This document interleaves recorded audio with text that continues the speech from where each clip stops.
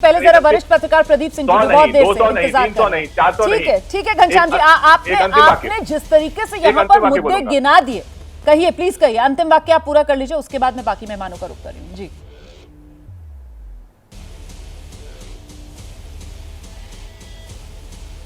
अंतिम वाक्य कि जिस पार्टी में 100 नहीं, 200 नहीं, 300 नहीं, 400 से अधिक ऐसे सांसद, वर्तमान सांसद और विधायक हैं।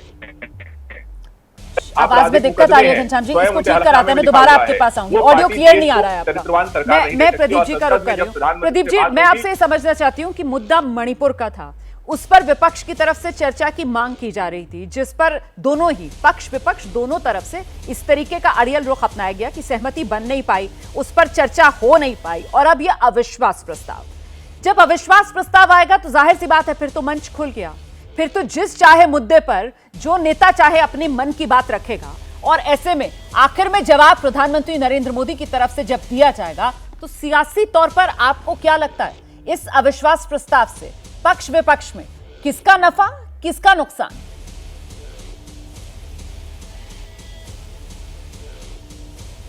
देखिए रोमाना जी, बड़े दुर्भाग्य की बात है कि मणिपुर जैसी जो घटना, बर्बर घटना हुई, शर्मनाक घटना हुई, वो उस पर संसद में चर्चा नियमों के ईगो में दोनों पक्षों के अटक गई और नहीं हो पाई। अविश्वास प्रस्ताव का सीधा संबंध संख्या से नहीं होता, विपक्ष कमजोर हो या मजबूत हो, उसको पता होता है संख्या बल के आधार पर कि अविश्वास प्रस्ताव से हम सरकार गिराने नहीं जा रहे, लेकिन उसके पास संसदीय जनतंत्र में ये ब्रह्मास्त्र होता है, जो आखिरी अस्त्र होता है वो चलता है, जिससे वो सरकार को, प्रधानमंत्री को और पूरे मंत्रिमंडल को घेर सके, देश को बता सके कि इस सरकार में क्या खामियां हैं और इस सरकार के खिलाफ हम क्यों हैं।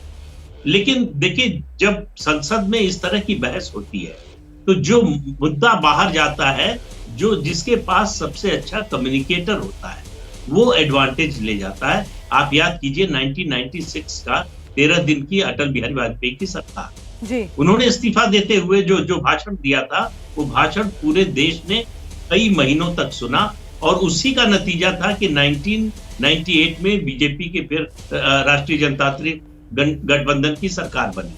तो अब सवाल यह है कि कम्युनिकेशन, प्रधानमंत्री का सबसे बड़ा अस्त्र है कम्युनिकेशन। यही एक मुद्दा है, एक मोर्चा है जिस पर विपक्ष कमजोर है सत्तारूढ़ दल की तुलना में। लेकिन ये बात आपकी बिल्कुल सही है कि अविश्वास प्रस्ताव आया है तो इस पर सब मुद्दों पर बात होगी, सिर्फ मणिपुर पर नहीं होगी। ठीक है सर, जो बात आप होता कि विपक्ष पहले मणिपुर पर चाहे शॉर्ट ड्यूरेशन कर लेता, उसके बाद कहता है कि हम संतुष्ट नहीं है, हम अविश्वास प्रस्ताव ला रहे हैं, तो फिर से मणिपुर पर चर्चा होती और दूसरे विषयों पर भी होती, तो विपक्ष को ज्यादा मौका मिल सकता था। सर, आप जो बात कह रहे हैं ना, उसी को लेकर चलती हूँ सुप्रिया श्रीनित के पास। और सुप्रिया जी, यहाँ पर अब सवाल ये बड़ा हो गया है कि कहीं ऐसा तो नहीं है कि अविश्वास प्रस्ताव वाला विपक्ष का ब्रह्मास्त्र प्रधानमंत्री नरेंद्र मोदी का संवाद अस्त्र जो है, कहीं उसको पूरी तरीके से धराशायी न कर दे और ये उल्टे विपक्ष के गले की फांस न बन जाए? भाजपा के लिए यह सियासत हो सकती है, विशेषज्ञों के लिए यह कम्युनिकेशन हो सकता है, आपके लिए यह ब्रह्मास्त्र हो सकता है। मुझे लगता है एक संयुक्त विपक्ष इंडिया न्याय की गुहार लगा रहा है, और यह उससे कम और उससे ज्यादा कुछ नहीं है। न्याय होना चाहिए मणिपुर के 32 लाख लोगों के साथ जो 3 महीने से हिंसा के शिकार हैं, औरतें और बच्चे सबसे ज्यादा झुलस रहे हैं। यहां पर कुछ बातें कही गई, आप मुंह बना बना के मेरे खिलाफ, किसी के खिलाफ कहिए, लड़ाई तो आपकी हमसे थी ना।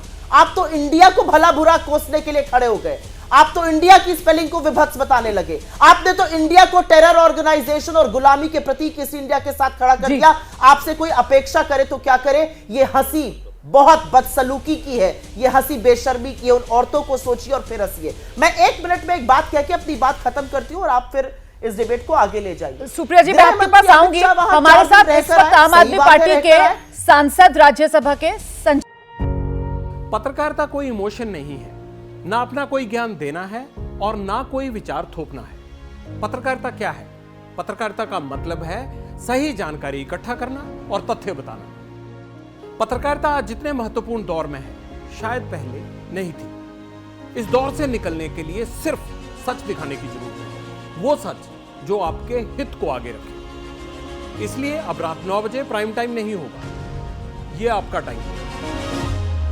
जगविंदर पटियाल के साथ देखिए पब्लिक इंटरेस्ट 17 जुलाई से सोमवार से शुक्रवार रात 9 बजे सिर्फ एबीपी न्यूज पर। एबीपी न्यूज आपको रखे आगे।